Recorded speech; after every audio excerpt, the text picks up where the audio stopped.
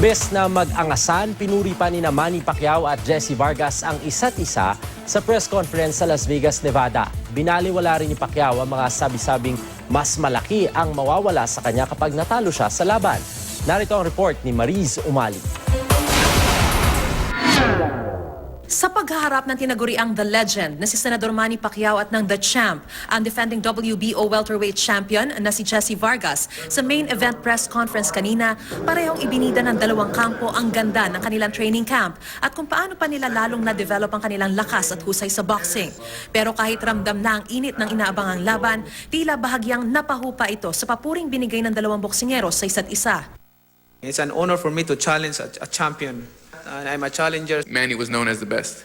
And in order to be known as the best, you have to beat the best. Bagaman sinasabing mas malaki ang pwedeng mawala kay Pacquiao sa labang ito kumpara kay Vargas, tila binaliwala lang ito ni Pacquiao. Well, that's part of boxing, that's part of sport, but we won't let that happen. That's why we did our best in training, we work hard. Nagpasalamat si Pacquiao sa mensahe ng Pangulo na sana raw ay tapusin na nito ang laban ng mas maaga. Anya, gagawin niya ang lahat para matupad ito. Nais daw na matagumpay na matapos ni Pacquiao ang labang ito at handa raw siyang labanan muli si Mayweather o sino pa mang boksingero. Di pa rin nagpaawat ang training si Pacquiao ngayong araw. Kanina nag-light training pa siya sa University of Nevada, Las Vegas at ngayong hapon sa Top Rank Gym. Mariz Umali, GMA News.